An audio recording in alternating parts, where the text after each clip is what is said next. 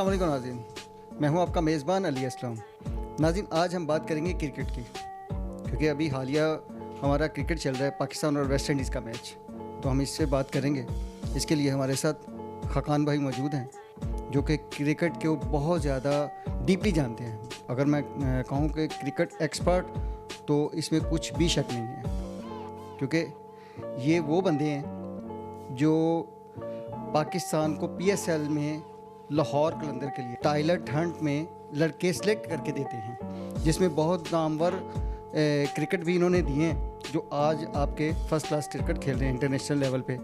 तो इनसे बात करते हैं। अस्सलाम वालेकुम जी। वालेकुम सलाम अली भाई, शुक्रिया आपका इंट्रोड्यूस कराने का। सबसे पहले तो मैं आपको बताऊं, आपने जो इंट्रोड्यूस करवाया मुझे ज़बरदस्त करवाया, मगर उसमें थोड़ा सी बात बता दूं कि जो PSL के लाहौर कलंदर की टीम है, हम उसमें as a selected talent hunt में काम करते रहे हैं, जो जिनका काम होता है पूरे पाकिस्तान में टैलेंट को ढूंढना और फिर उसको इंट्रोड्यूस करवाना।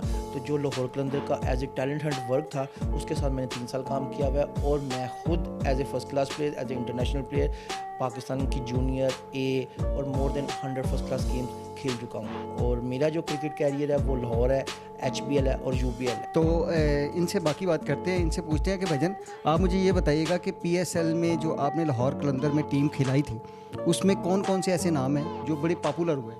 ये देखें, लाहौर कलंदर का एक पूरा प्रोसीजर है, जो प्लेयर्स को टैलेंट हंट के थ्रू जो प्लेयर्स उनके आते हैं, उनके फिर रीजनल मैचेस होते हैं, उसके बाद जो उसमें परफॉर्म करते हैं, या जिसमें एज ए सिलेक्टर, जिसमें आकिब भाई उनके हमारे हेड काम कर रहे थे, जो उनको प्लेयर अच्छे लगते हैं, जिसमें शहीन हो गया, हारिस हो गया, ये नाफे हो गया, ये प्लेयर्स उनके ऐसे हैं जो उनके पूरे टैलेंट हंट के थ्रू आए हैं और फिर ये ऊपर तक परफॉर्म करते हुए आए हैं।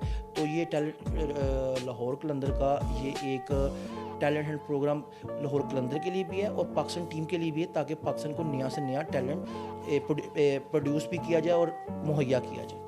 अच्छा, ये तो हो गया आपका इंट्रो।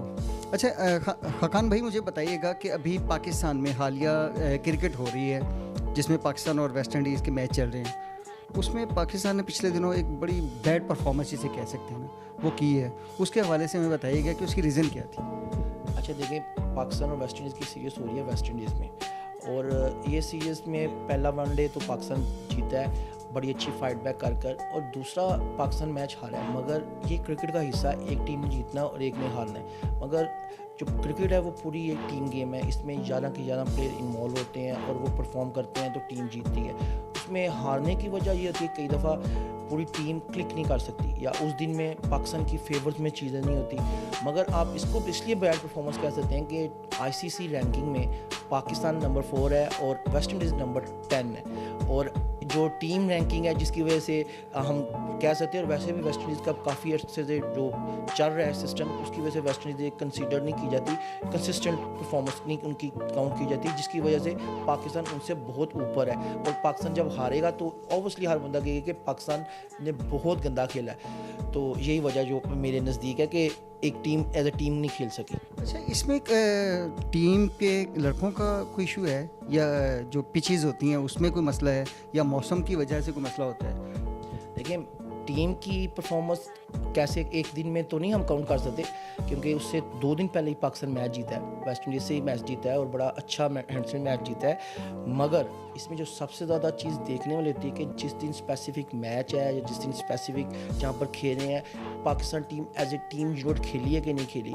आया कुछ दिन ऐसे होते हैं कि पाकिस्तान की फेवर में कंडीशंस हैं कि नहीं है, मगर फिर भी एज ए प्रोफेशनल आपने कंडीशंस को नहीं देखना, आपने अपनी एबिलिटी पर खेलना होता है। और एबिलिटी ये होती है कि जैसी भी आपको कंडीशंस या प्रोवाइड की गई हैं, आप उसमें अच्छा से अच्छा परफॉर्म करके अपनी टीम को एक जीतने की तरफ लेकर जाएं। और जिसका सबसे ज़्यादा तयन इस तरह किया जाता है कि आपने हर फैसला उस वक्त करना है कि जिस वक्त उस फैसले की ज़रूरत हो, और ठीक टाइम पर, इन सिंपल वर्ड्स आप इसको यह करें, right time for right decision. अच्छा, इसमें स्ट्रेटेजी जो बनाई जाती है वो मौसम को देख के, अक्सर टीवी मैंने देखा है मौसम को देख के स्ट्रेटेजी बनाते हैं, जैसे कि ऑस्ट्रेलिया, इंडिया या इंग्लैंड और अदर टीमें। हमारे मुल्क में ऐसा क्यों नहीं, हमारी टीम के साथ ऐसा क्यों नहीं होता? देखिए, ऐसी कोई बात नहीं, हमारी भी टीम के साथ पूरा कोचिंग स्टाफ होता है, और कोचिंग स्टाफ जो पीछे बैठकर टीम के काम कर रहा होता है वो हर चीज़ को अपने मोनीटर कर रहा होता है और मोनीटर करने के बाद ही हर चीज़ की प्लानिंग की जाती है। ऐसा नहीं होता कि कोई भी टीम ग्राउंड में जा रही है और वो जाकर मैच खेल रही है, उस मैच से पहले उस पूरी ग्राउंड की कंडीशंस को मोनीटर किया जाता है एज ए कोचिंग स्टाफ कि ये कैसी पिच है, इस कंडीशंस क्या हैं, क्या यहाँ पर फर्स्ट बैटिंग करनी चाहिए, क्या वेदर की कंडीशंस है, इस हर चीज़ को मोनीटर किया जा रहा होता है और इसको मोनीटर किए बगैर कोई भी प्रोफेशनल टीम ग्राउंड में नहीं आती। अच्छा खाकान भाई, मैं अगर बात करूं वेस्ट इंडीज़ की, तो क्योंकि हमारी टीम ने पहले बारी ली, पहले खेले, लेकिन उन्होंने जो वेस्ट इंडीज़ के बॉलर थे वो ओवरऑल उन पे छाए रहे हैं। उसकी रीज़न क्या थी?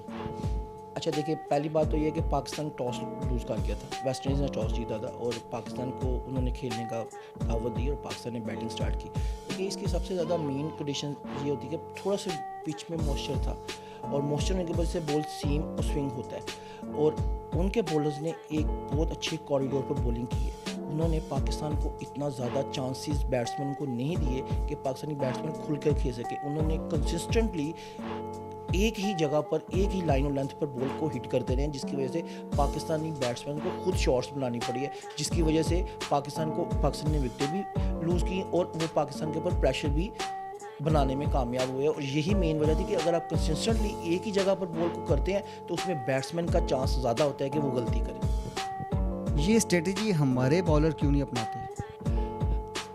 देखें, ये बड़ा इंटरेस्टिंग क्वेश्चन है। हमारे बॉलर भी इस तरह की कोशिश करते हैं और कोशिश करने से ही कामयाबी मिलती है, मगर कई दफ़ा ऐसे मैचेस में जब हम इंटरनेशनल मैचेस खेल रहे होते हैं, जब पार्टनरशिप डेवलप होती है, पार्टनरशिप डेवलप होने के बाद बैट्समैन सेटल डाउन हो जाते हैं, वो स्कोर करने जाते हैं, फिर जो बॉलर्स हैं अपने फर्स्ट प्लान को छोड़कर सेकंड प्लान पर आते हैं। जब सेकंड प्लान पर आते हैं तब ही बॉलर से गलतियां होती हैं, तब ही बैट्समैन को ज़्यादा स्कोर करने का मौका मिलता है। सिंपल सी इसकी आपको मैं इसी मैच की कंडीशन में बता देता हूँ कि आपने शायद शाहीन का ओवर देखा होगा, 16वां ओवर था, मेरे ख्याल से 16th ओवर था, जिसमें उसने एक ओवर में ही एक छक्का खाया और 2 चौके खाए।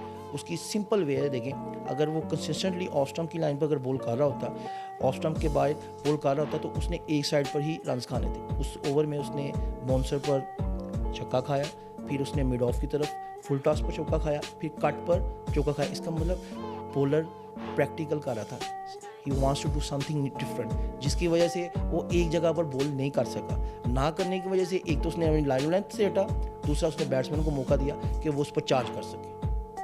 अच्छा मैंने बैटिंग देखी थी पाकिस्तान की, तो मेरे ख्याल में बहुत सारे डॉट्स बॉल खेले इन्होंने, तो इसको कैसे रिकवर कर सकते हैं? देखिए, जो वनडे एंड 2020 क्रिकेट है, इसमें जो डॉट्स हैं वो तो समझे कि बैटिंग टीम के लिए एक हार की सबसे बड़ी वजह है। पाकिस्तान ने इस मैच में 102 राउंड अबाउट 17 ओवर पाकिस्तान ने डॉट्स खेले हैं आउट ऑफ 37 ओवर्स। 20 ओवर्स में आपने सिर्फ रन्स किया, बकाया 17 ओवर आप समझें आपने डॉट्स खेले हैं। तो जो टीम वनडे के अंदर डॉट्स खेलती है तो इसका मतलब उसने तो कंफर्म कर लिया कि अब उसने अपने लिए मुसीबत खुद ही डेवलप कर ली। इसमें वनडे एंड 2020 में जो सबसे ज़्यादा जो बैटिंग का कंसर्न होता है वो आपकी सिंगल्स पर होता है कि आपके डॉट्स कम से कम देखे, बॉलर्स ने भी अच्छे बॉल करने हैं। एक ओवर में उसने 1-2 बॉल अच्छे कर दिए, मगर आपको सॉफ्ट हैंड के साथ आपस में अंडरस्टैंडिंग आप रन रोटेट करें। अगर आप रोटेट नहीं करेंगे तो आप ऑलवेज यू इन ट्रबल। ये सबसे बड़ी रीज़न है जो पाकिस्तान की हार की वजह बनी है। एक चीज़ मैंने और भी देखी थी कि जो पहला मैच हुआ है उसमें जो टीम जो लाइन थी वो बिल्कुल डिफरेंट इन्होंने कम्बिनेशन किया है, किसी को पहले भेज दिया, किसी को बाद में भेज दिया है, जबकि पहली मैच आपने बहुत अच्छा जीता है। उसके बाद फिर ये नंबर चेंज का सिस्टम क्या है वाला, इसकी समझ नहीं आई मुझे। अच्छा देखिए, इसमें बात ये होती है कि जब आप बैटिंग कर रहे होते हैं वनडे में आपने क्विक चेंजेस करनी होती है, मगर क्विक चेंजेस ऐसे की जाती हैं कि जब आप बैटिंग कर रहे हैं कि आपने देखना जैसे कि ये 50 ओवर्स की गेम थी, इसको कट डाउन करके बारिश की वजह से 40 ओवर्स कर दिए। फिर आपने कई दफ़ा ऐसे करना होता है कि आपके जो क्विक रन कर रहे होते हैं या जो अच्छी फॉर्म में आप चाहते हैं कि वो बैट्समैन ज़्यादा से ज़्यादा बॉलें फेस करें और यूटिलाइज़ करें और ताकि टीम को फ़ायदा हो सके। इसीलिए हुसनैन को ऊपर किया गया, उसने अच्छा किया अनलेस कि वो आउट हो गया। उसके बाद हसन नवाज़ आपका था, उसको आपको ऊपर ही करना चाहिए था क्योंकि उसने फर्स्ट गेम में 50 रन किए हैं और बड़ा क्विक रन किए हैं और पाकिस्तान को मैच उसने जितवाया है। ये और दूसरी सबसे मेन वजह कि देखें, जब बॉलिंग टीम बॉलिंग कर रही होती है, अगर लेफ्ट आर्म स्पिनर लगा हुआ है, 2 राइट हैंड बैट्समैन चलेंगे, आपने बैट्स दूसरी टीम का मोमेंटम तोड़ना है कि आपने right hand left hand combination बनाते हैं। हुसनैन तलत को भेजने की वजह ये भी हो सकती है कि उस टाइम लेफ्ट आर्म स्पिनर लगा हुआ था, तो ताकि पाकिस्तान उन पर चार्ज कर सके और एक्स्ट्रा रन दे, इसलिए बैटिंग ऑर्डर को चेंज किया जाता है कि लेफ्ट आर्म को काउंटर करने के लिए आपने अपनी प्लानिंग के लिए आपने लेफ्ट हैंड भेजा है ताकि उसको काउंटर किया जा सके। अच्छा, एक चीज़ और भी जो इस मैच में नज़र आई है, वो शायद आपने देखी होगी, हमारे जो कप्तान हैं उन्होंने बॉलर को बहुत डिफरेंट तरीके से यूज़ किया है, क्योंकि पहले हमने स्टार्टिंग में ओवर में उनकी 2-3 विकेट्स ले ली थी, उनको आउट कर लिया, उस पर अपना अपना पूरा जो है ना ग्रिप ले ली, उसके बाद आप पूरा उसको नहीं कर सके, उसकी वजह क्या है? अच्छा देखिए, आपका बहुत अच्छा एक क्वेश्चन है। आप इस क्वेश्चन को मैं इस तरह डिफ़ाइन करता हूँ कि देखिए, जो क्रिकेट है वो एक पूरी साइंस है, और आप साइंस है वो हर चीज़ पर वर्क करती है, उसके बाद उस चीज़ के एनालिसिस निकाल कर आपके सामने हर चीज़ रखती है। देखिए, पाकिस्तानी कैप्टन रिजवान ने in between first two 13 over, पहले ओवर से लेकर 13वें ओवर में पाकिस्तान के कैप्टन ने अपनी पूरी बॉलिंग ओपन कर दी। ओपन कैसे कर दी? हम इसको ऐसे कहते हैं, देखिए पाकिस्तान ने शहीन को करवाई, हसन अली ने की, उसके बाद आप इब्रार को भी ले आए, आप नवाज को भी ले आए, आप आगा को भी ले आए। जब आपने 13 ओवर के अंदर अपनी पूरी बॉलिंग को एक्सपोज कर दिया है, आप किसी बॉलर को भी आपने 3 या 4 ओवर नहीं दिए कि वो कंटिन्यू ओवर कर सके। देखें, गेम चाहे 37 ओवर पर स्ट्रिक्ट हो गई थी, एंड पर वो 35 ओवर्स में चली गई थी। आपको कम से कम अपने, जैसे इब्रार है अटैकिंग बॉलर है, जैसे हसन नवाज है, अगर आप नवाज को ले आए हैं तो आप इब्रार को थोड़ा सा वेट कर लें, क्योंकि लेग स्पिनर को थोड़ा सा टाइम चाहिए है। आप सर्कल को खुलने का वेट करें, आप थोड़ा सा अपने किसी बॉलर को टाइम दें। जब आपने 13 ओवर में ही अपनी सारी बॉलिंग को सामने लाकर रख दी है, इसका मतलब कि आप गेम को लंबा नहीं लेकर चल रहे। 20 ओवर की गेम नहीं थी, गेम तो 35 ओवर बिकॉज ऑफ रेन। अगर इस में आप अपने बॉलर को, किसी को, नमाज को या अबरार को थोड़ा लेट ले आते, किसी एक बॉलर को कैरी ऑन करते, जैसे हसन ने 2 आउट किए हुए थे, शाइन से ऊपर से बॉलिंग करते, क्योंकि पाकिस्तान ने तकरीबन 13 ओवर में round about 48-49, I am not wrong, इतना स्कोर दिए हुए थे। अगर उसी में आप किसी बॉलर को 4 या 5 ओवर का स्पेल देते, आपने किसी एक बॉलर को नीचे रखते, तो आपका मैच लंबा हो सकता था और आप उसमें उन पर ज़्यादा प्रेशर डेवलप कर सकते थे। नया अटैकिंग बॉलर अबरार को अपने नीचे रखा था, तो आप ज़्यादा आया क्या आया 48 पर उसने, अबरार ने विकेट ले ली थी, 48 for 3 हो गए थे, मगर फिर भी आपने 13वें ओवर में इब्रार को एक्सपोज कर दिया, अपने सारे बॉलर तो एक्सपोज कर दिए। 14वें ओवर में आप आगा को ले आए। इसलिए कुछ ना कुछ आपको बैक रखना चाहिए ताकि आप उसको यूटिलाइज कर सकें। जी, सीक्रेट वेपन भी कहते हैं, तुर का पत्ता भी कहते हैं, वो एक आध रखना चाहिए ताकि किसी भी प्रेशर क्रिएट करना हो तो किया जा सकता है। ये एक बहुत अच्छी बात बताई है आपने। अच्छा, मुझे ये तो हो गया, मैच हार गया हम, ख़त्म हो गया। अब जो नेक्स्ट मैच आ रहा है पाकिस्तान वेस्ट इंडीज़ का, वो शायद फाइनल भी होगा उसमें, क्योंकि आखिरी वनडे है, तो एक मैच दोनों टीमें हार चुकी हैं। अब इनको नेक्स्ट स्ट्रेटेजी कैसी बनानी चाहिए? अच्छा देखिए, मुझे भी श्योर नहीं है कि किस जगह पर मैच है, मेरे ख्याल से इसी जगह भी मैच हो रहा है, और ओबियसली पाकिस्तान ने वहाँ की कंडीशंस को देख लिया। देखें, वेस्ट इंडीज़ में ज़्यादातर बैटिंग विकेट्स होती हैं, बहुत कम है वहाँ पर सीमिंग ट्रैक्स, आपको टर्निंग ट्रैक्स मिलते हैं, ज़्यादातर आपको बैटिंग ट्रैक्स ही मिलते हैं। मगर ये थोड़ी सी सीमिंग ट्रैक थी, थोड़ा हार्ड ट्रैक था। आप उसको इस तरह एनालिसिस करते हैं कि आगा को बाउंस पर आपने आउट किया और हुसनैन तलत लो बाउंस पर स्पिनर की आउट हुआ, इसका मतलब विकेट में थोड़ा सा अप एंड डाउन था, मगर अप एंड डाउन, जी बिल्कुल आप ठीक कह रहे हैं, मगर उसमें कंडीशंस में बैट्समैन को फिर भी अपने आप को यूटिलाइज करना होता है कि कंडीशंस किस तरह की हैं, आप किस तरह खेलेंगे। और ओबियसली प्रोफेशनल प्लेयर के लिए यही चीज़ होती है कि उसने अपने आप को जल्दी से जल्दी जस्ट करना है। और मेन आपका जो क्वेश्चन है कि देखें, पाकिस्तान आखिरी वनडे है, पाकिस्तान को कैसे जाना है इसमें। देखें, पाकिस्तान ने उनकी स्ट्रेंथ भी देख लिया और पाकिस्तान उनसे काफ़ी अच्छी टीम है, और ओबियसली 3rd वनडे में पाकिस्तान जाएगी, अपनी पूरी एक जो पीछे कोचिंग स्टाफ है पूरा उस पर वर्क करेगा, मॉनिटर करेगा। जो गलतियाँ हुई हैं बॉलिंग में, हमसे गलतियाँ हुई हैं, उस पर ओबियसली कोचेज़ अपने बॉलर से बात करेंगे कि हमें ऑल द टाइम एक लाइन पर हमने बॉल को हिट करना है, अपने बॉलर को किस टाइम पर किस बॉलर को लेकर आना है, इन टाइम उनकी चेंजिंग करनी है। ओबियसली कोच जो पीछे बैठे थे, कोचिंग स्टाफ इस चीज़ को मॉनिटर कर देते हैं, जो गलतियां होती हैं बैट्समैन को चांस देने, रन देने के लिए।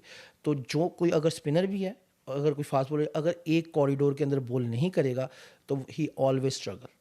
सिंपल क्रिकेट का रूल है, इसमें कोई डिफरेंट साइंस नहीं है।